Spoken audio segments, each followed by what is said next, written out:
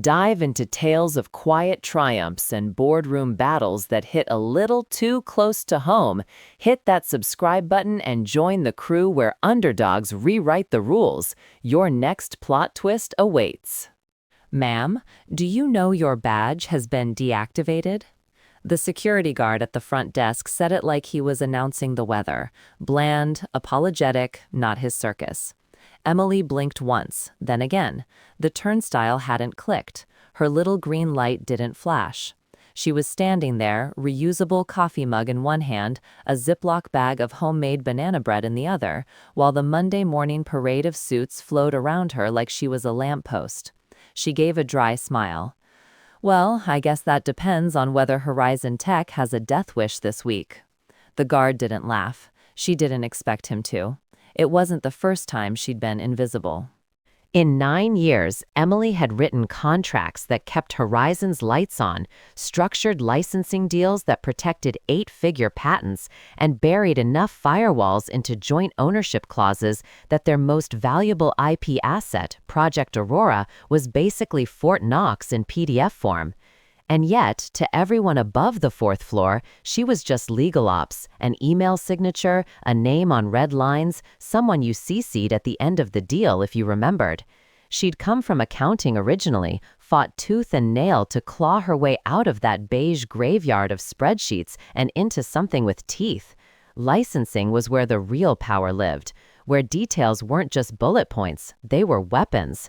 Emily understood that better than anyone. She wasn't flashy, didn't talk about vision or synergy or any of the other buzzwords the sales guys threw around like cologne. What she did was read, all of it, every contract, every footnote, every revision. While Brian Mitchell, Horizon's new VP of Strategic Operations, was strutting around talking about liquidity events and reclaiming agile dominance, Emily was tucked in the legal subfolders of their biggest client's cloud storage, highlighting claw language Brian would have needed a flashlight and a law degree to understand. Project Aurora was her crown jewel, a tangled spiderweb of patent rights, shared development notes, usage triggers, and royalty escalators tied to performance metrics only she and the outside counsel had fully mapped. At its peak, it brought in $12 million a quarter. Emily didn't just help negotiate it, she built the compliance framework from scratch, drafted the assignment writer herself, the one no one ever bothered to read, the one that quietly made her the sole assignee of any transfer of Aurora's core assets. Not legal, not Horizon, her. She never flaunted it. That wasn't the point. The point was protection of the work, the company, the long game. She'd seen too many licensing disasters collapse under hasty M&As and clueless VPs trying to show off with asset dumps. The clause was her insurance policy, a seatbelt no one thought they needed until the crash. But things had started changing fast when Brian arrived. First came the vision decks, then the consultants. Suddenly, every hallway was filled with words like sunset, synergize, and lean optimization. Entire departments disappeared. Man fired the facilities team and started outsourcing janitorial to an app. Then he came for licensing. Only. That Monday morning, standing outside the turnstile, badge dead and banana bread sweating in her purse, she finally saw it all for what it was. He hadn't just missed the clause, he had no idea she was the clause. Brian Mitchell walked into Horizon like a man who just fired God and planned to run the universe with a whiteboard and a Bluetooth headset. He was tan in that try-hard California way, like he'd been marinated in LinkedIn filters and protein powder. His shoes looked too expensive to walk in. His handshake lasted half a second too long. And his first sentence in the all-hands meeting was, "I didn't come here to make friends. I came to modernize." Someone actually whooped. Emily reached for her Tylenol. Brian was the new VP of Strategic Operations, which, near as anyone could tell, meant high-functioning chaos monkey with PowerPoint privileges. He'd come in on a wave of boardroom desperation, hired straight off some VC firm that sold pet-tracking NFTs or whatever garbage Silicon Valley was huffing that quarter. His resume was long on exits and short on context. The man could sell a bicycle to a fish. He couldn't read a contract to save his life. He strutted through departments with a little leather-bound Moschine and a smile like a blunt instrument. Everywhere he went, heads rolled. Accounting became a skeleton crew in 2 weeks. HR got merged with people optimization. Facilities outsourced to a firm called Mopley. Legal, Emily's division, got rebranded as Process Risk. But the worst was what he called the asset cleanse. He printed spreadsheets like he was staging a coup. Assets, portfolios, patents, licenses, each labeled with traffic light colors.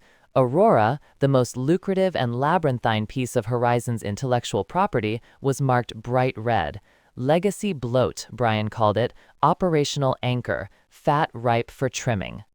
Emily asked for a meeting, got 50 minutes in a glass-walled conference room next to the espresso bar he'd installed, showed up with a folder of Aurora documentation, printed, tabbed, labeled. Brian didn't even open it. "This isn't the 90s, he said, smirking. "We don't need binder queens. We need velocity." "I built the compliance shell for Aurora," she replied, voice clipped. "There's an assignment clause 14.2c. It was part of the dual joint restructuring when the Korea deal collapsed. You can't touch those assets without Emily." He didn't raise his voice, just held up a palm like a preacher calming a sheep. "You're obviously passionate, but this thing's bleeding overhead. The board's aligned. We're moving the portfolio to Evergreen Partners. 80 million, all cash. It's a no-brainer." She stared at him like he just offered to auction off his kidneys on eBay. He smiled wider. "Go enjoy your early retirement, or maybe freelance. I hear a lot of you back-office types are doing great on Upwork." Emily stood slowly. He didn't yell, didn't argue, just tapped the folder once. "You might want to read what you're about to sell," and she walked out. That night at her kitchen table, she opened her personal laptop and pulled up the clause from memory, paragraph 14.2c of the Aurora licensing agreement. All rights, transfers, sublicensing, divestitures, or changes to controlling interest of the Aurora core asset shall be subject to signatory assignment by the designated custodial assignee. Her name on the line, assigned by Horizon's then general counsel and countersigned by their overseas partner Fortress Legal. Quiet, easily missed by anyone reading fast.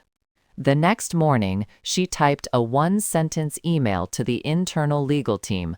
Subject: Urgent Aurora Assignment Rider. Body: Refer to Clause 14.2c before executing any sale or LOI. Aurora Asset Portfolio. She BCC'd herself. Hit send. No reply. She wasn't surprised. The next day, her calendar vanished. Her access to the shared drive was revoked. HR blocked her from Slack. A courier delivered a padded envelope with exit documents and a coupon for a career coaching webinar. Emily didn't cry. She went outside, trimmed her hydrangeas, drank a Diet Coke, and watched the boardroom smoke machine rev up for its next quarterly illusion. They just put a price tag on a bomb they didn't know was live, and she was the one holding the trigger. The HR girl couldn't have been more than 25, still wearing her intern enthusiasm like it hadn't curdled yet. She handed Emily a cardboard box with one of those tight-lipped smiles that said, "I hate this, not enough to stop it." "We've prepared your severance documents," she chirped as if she were offering a cookie. "There's a 2-week consultancy clause just in case we need transition support. It's standard." Emily took the box without blinking. Her mug, her stapler, a ceramic cactus, and a photo of her and her dog that no one ever noticed in the first place. Badge deactivated with a quiet beep. Her Outlook account vanished while she was still in the elevator. She walked out of Horizon Tech with nothing but a box of things and a claw in her back pocket that would soon detonate. It was early March. Air still had that gray Cincinnati wetness, like winter refusing to die. She got in her Corolla, drove home in silence, and set the box on her kitchen table. The ceramic cactus tipped sideways. She didn't bother to fix it. Over the next few days, her phone didn't ring. Not from legal, not from IT, not even from Diane in procurement, who used to call whenever she couldn't find the latest writer template. What she did get was a LinkedIn update from Brian, thrilled to be leading Horizon's next evolution, streamlined, strategic, scalable. Attached was a photo of him at some executive summit, flanked by two guys in vests with teeth too white to be trustworthy. The caption, "Legacy is dead, velocity is king." She closed the app and opened her Aurora archive. The sale was moving fast. Evergreen Partners had issued a letter of intent. Diane had mentioned it in a side text before ghosting. Emily watched the news drip out in vague press language. Significant IP restructuring, portfolio repositioning, asset class optimization. All the euphemisms that meant the same thing. Brian was burning the house for insurance money. The number floated up like a greasy balloon. 80 million. 80 for a portfolio that still had pending patents, open usage triggers, a licensing clause so specific it had a contingency section for submarine jurisdictions. Brian didn't know, or didn't care. Emily kept a legal pad on her kitchen table and jotted every milestone in pencil. March 10, LOI signed. March 14, press release draft leaks. March 18, internal town hall scheduled. The March 10 entry had an asterisk. Clause 14.2c remains unacknowledged. Brian, meanwhile, was glowing. Word around town was that he was being floated for a board seat at a new biotech startup. Horizon stock had ticked up a few percentage points on news of the Aurora sale. He strutted across podcasts and panels like a man who thought gravity had been repealed in his honor. Emily bought a new pack of highlighters, yellow for buyer-side errors, pink for Horizon oversights, blue for compliance gaps. She went to Trader Joe's, she watered her lawn, she kept a bottle of Prosecco in the fridge and didn't open it because she knew something they didn't.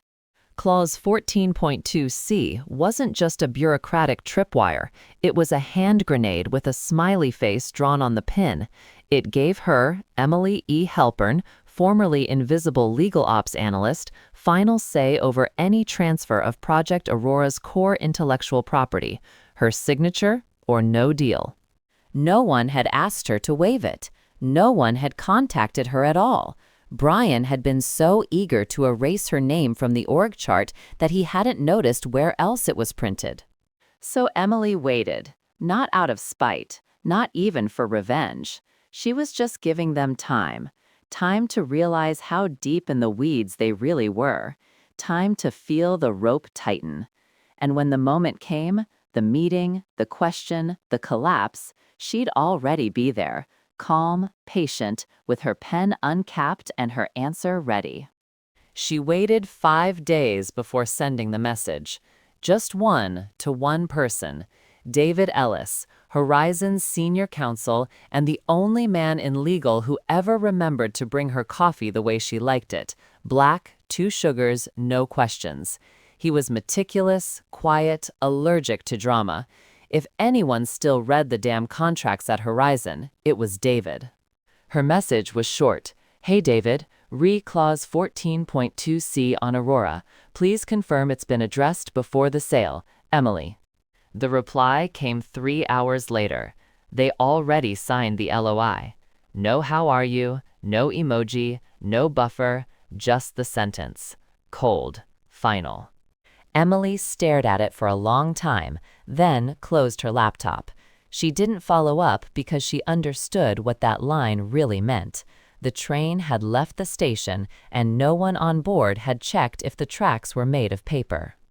Evergreen Partners had begun due diligence, and Brian was peacocking around like a man who'd cracked capitalism itself. There was an all-hands town hall streamed live on a Thursday. Emily watched from her couch, bowl of stale popcorn in her lap. Only, and jotted in her legal pad. March 21, Brian calls licensing dead weight. Clause still unacknowledged. The buyers were moving quickly. Articles started circulating in investor newsletters. Evergreen Partners set to acquire 80M patent block from Horizon Tech. Strategic realignment signals operational agility. All nonsense. None of them had seen what Emily had tucked into the clause footnotes like landmines. But someone else had.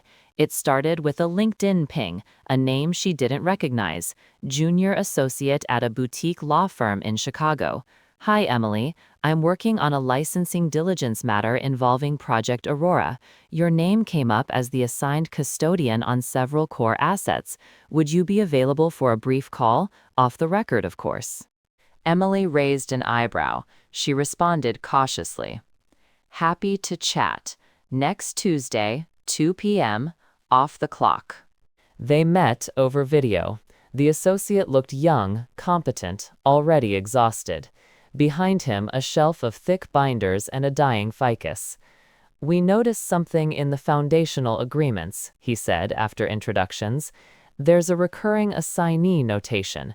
Your name appears on several riders, but it's unusual. It's not tied to your department. It's personal. Were you aware? She didn't smile, just leaned into the camera. I wrote them. The associate blinked. You? I was the assignment designee, appointed by Horizon and their foreign partner, Laws 14.2c. Without my signature, Aurora's core IP rights cannot be transferred or divested in any capacity. A pause. Then the associate sat back slowly. His poker face failed. Our client was not informed of this? I'm aware. Silence stretched. Emily let it.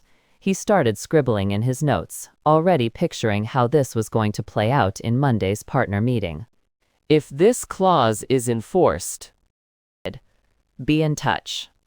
Emily ended the call, closed her laptop, sat in the quiet. That had been the test. The moment the signal flare went up, the buyers had finally hit the tripwire. And Brian?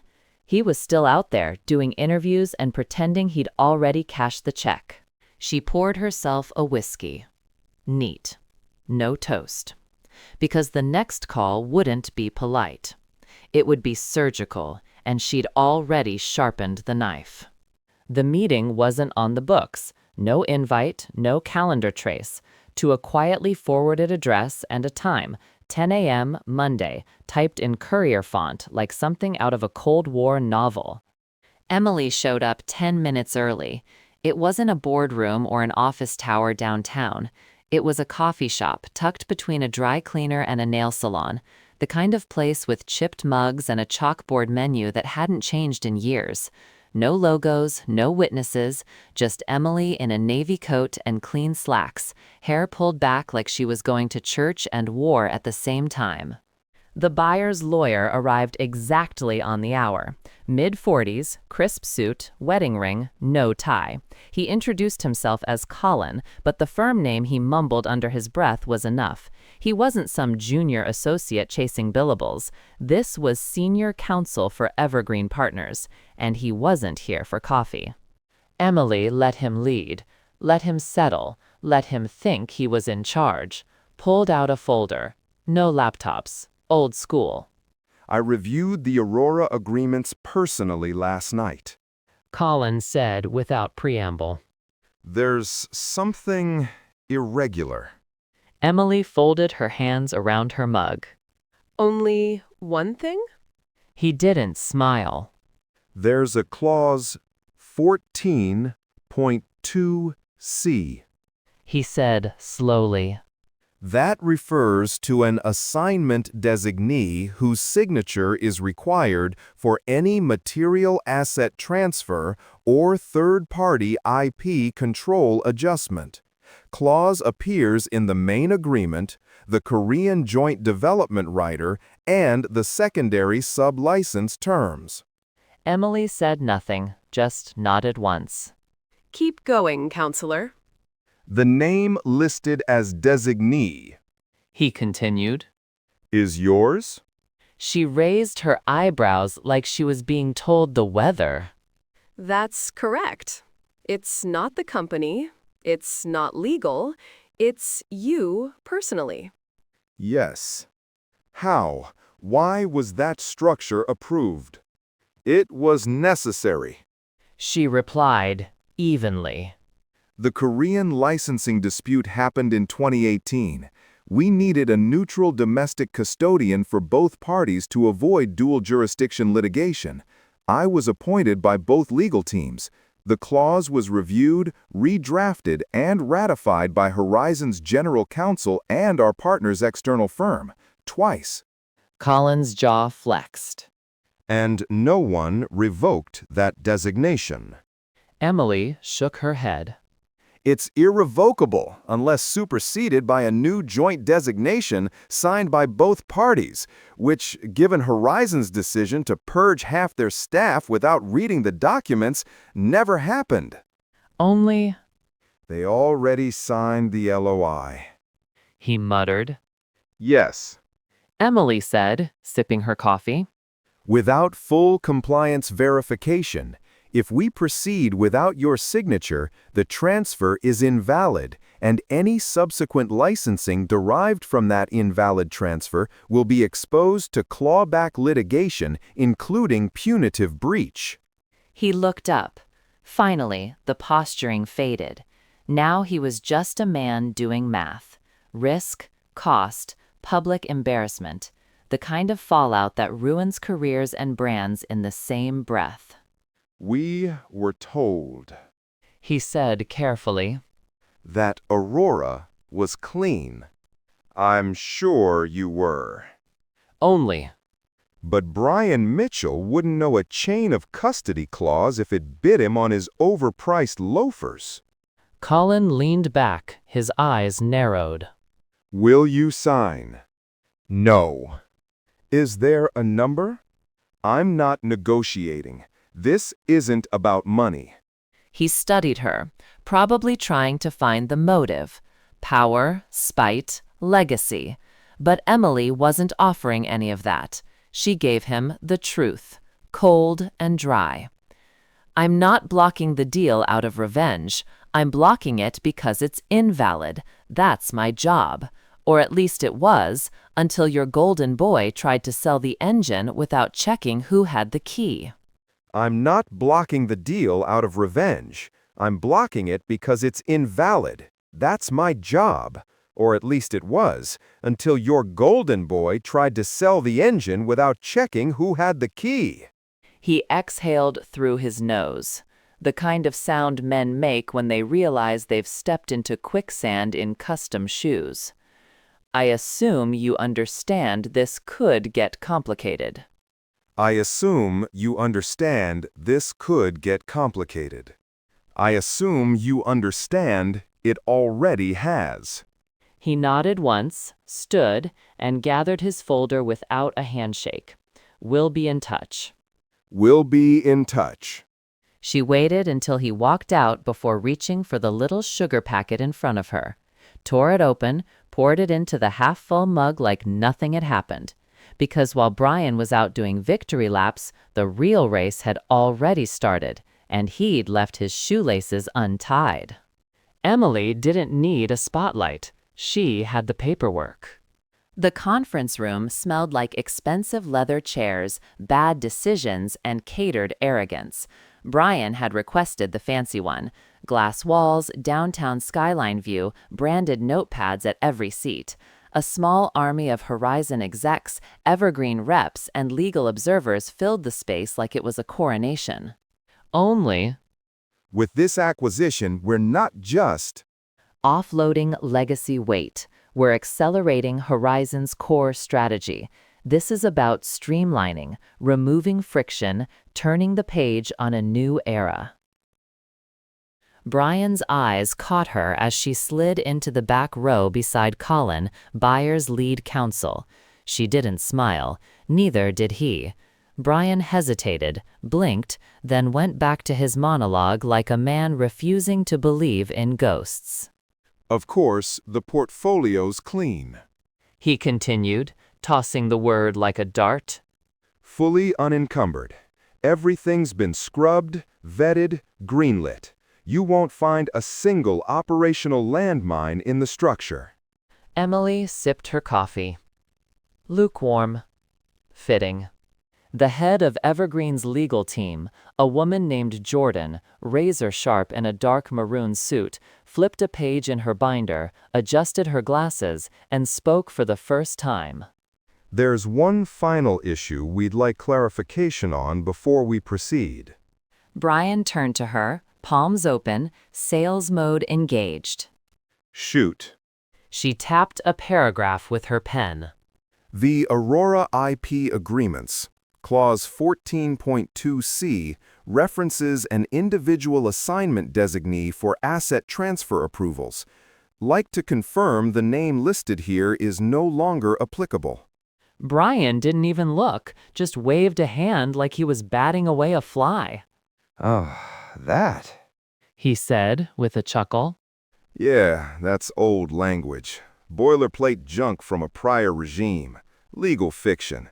She's just a footnote. The room didn't laugh. Jordan raised an eyebrow. Emily's grin stiffened. He looked across the room toward Emily. His voice dropped half an octave. Emily Halpern, former legal ops. We let her go 2 months ago. Her involvement was minimal. Jordan didn't blink. Is that true, Ms. Halpern? The air snapped tight.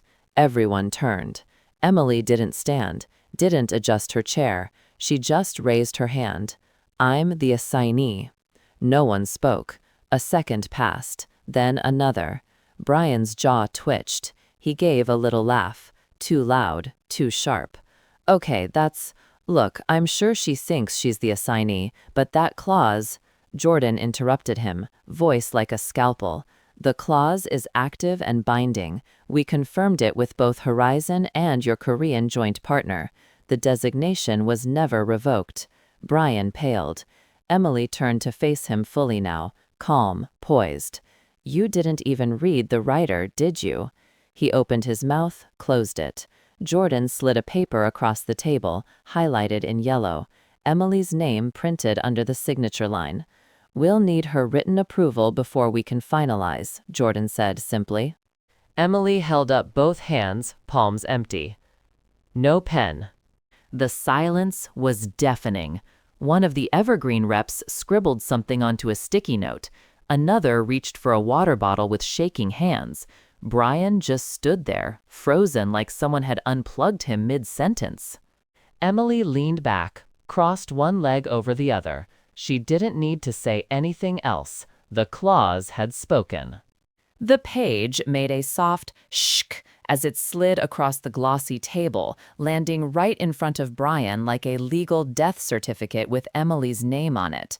Clause 14.2c, underlined in bold, annotated by 2 firms and initialed by 3 parties, none of them Brian. The buyer's counsel, Colin, sat back in his chair, arms crossed, face unreadable. The power had shifted subtly but absolutely. This wasn't a conversation anymore. It was a reading of last rites. Only. It wasn't.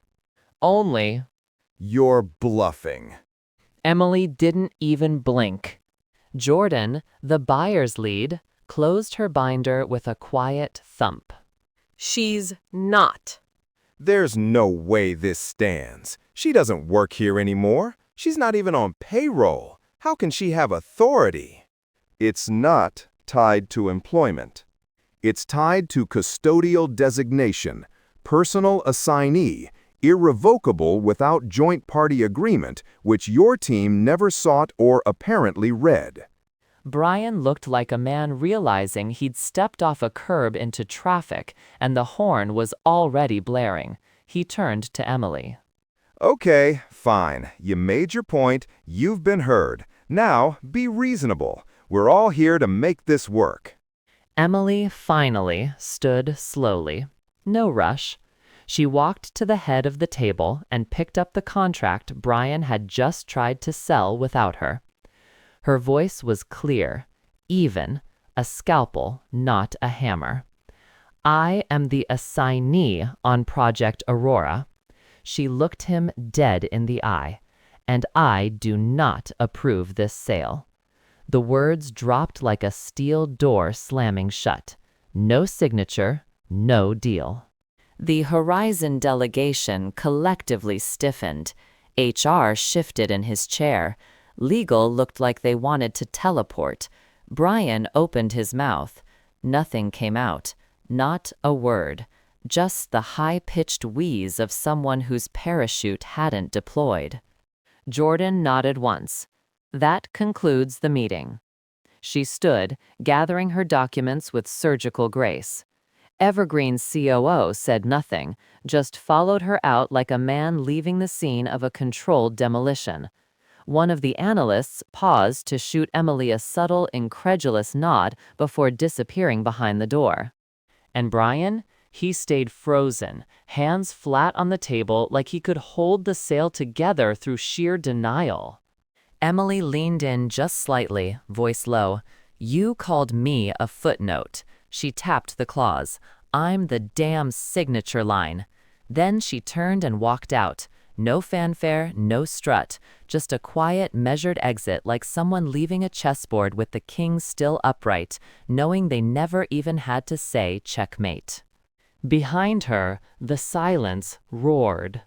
By noon, the buyers were gone. No calls, no counter, no face-saving delay tactics, just a silent exodus of Evergreen execs in black sedans, folders clutched tight, mouths tighter.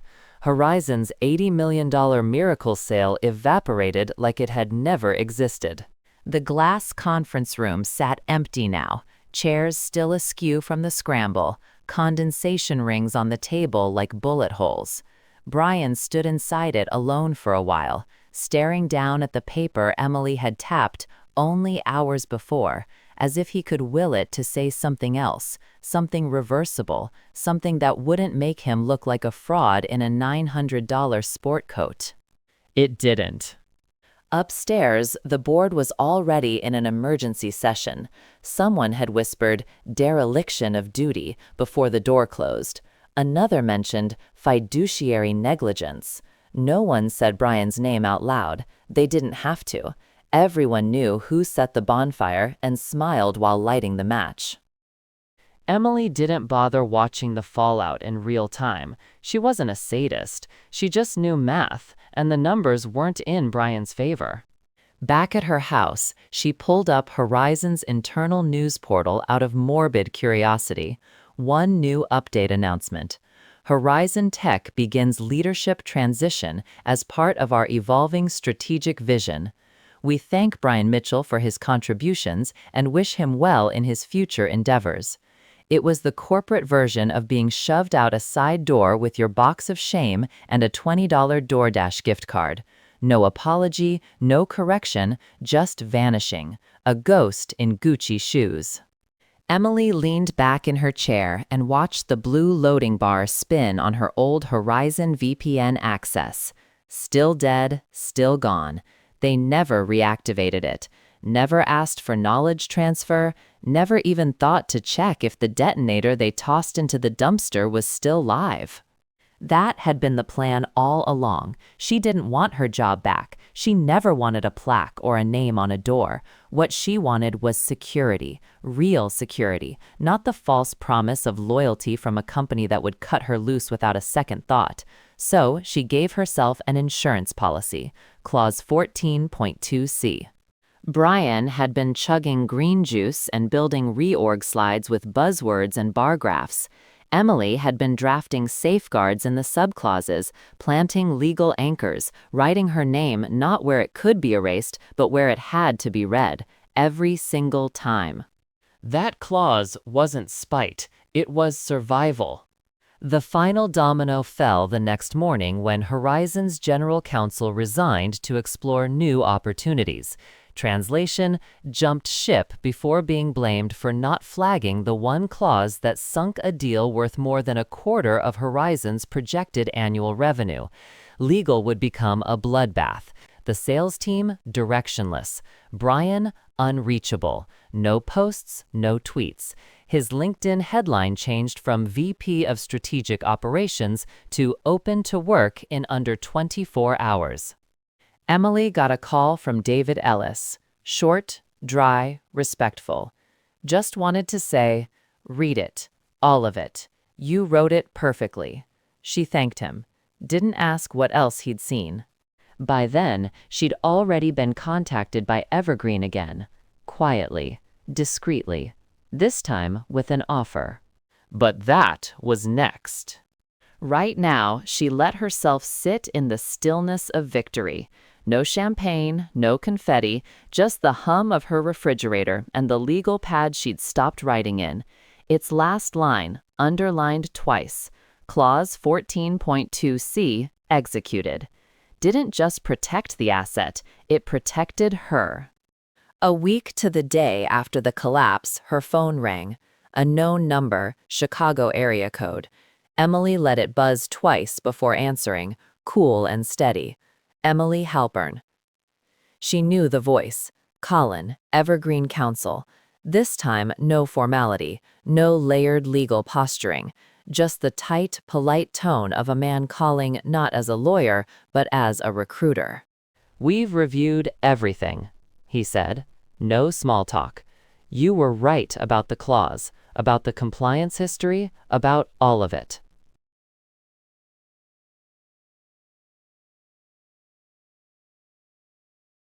Licensing consultant. Scope would include Aurora, plus some adjacent portfolios we're negotiating out of Boston and Seoul. Fully remote, flexible structure, paid monthly retainer plus success fees.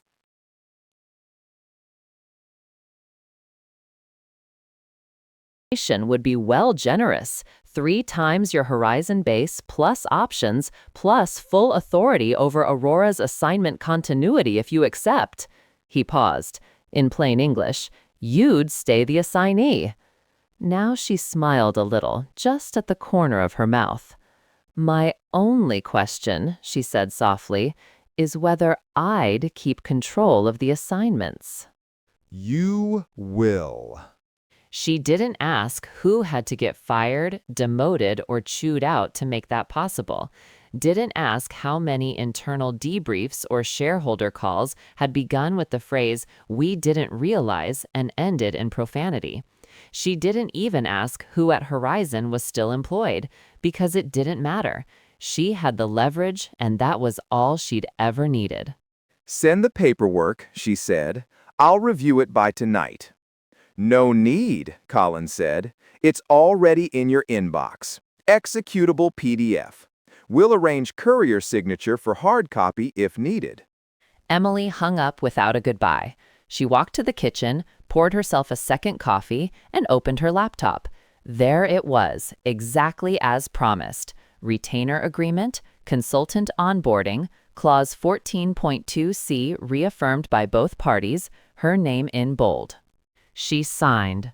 No parade, no fireworks, just a click, a keystroke, and the quiet satisfaction of knowing the thing they tried to sell without her now belonged to her permanently. It wasn't revenge, it was insurance.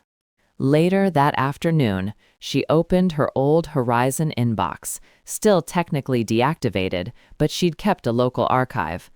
Thousands of messages, mostly unread, mostly dull, but one thread caught her eye, her final exchange with Brian, the last time he dared to respond. She clicked Compose to Brian Mitchell at horizontech.com. Subject, Legacy Clause. Body, still just a footnote. No signature, no closer, just those 5 words.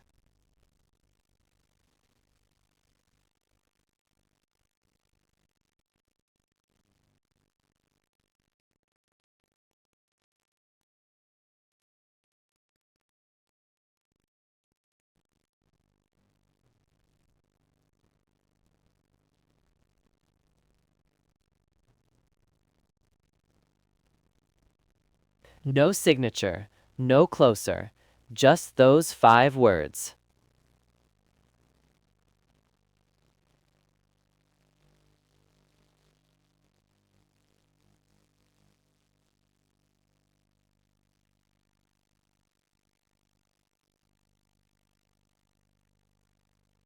She hit send.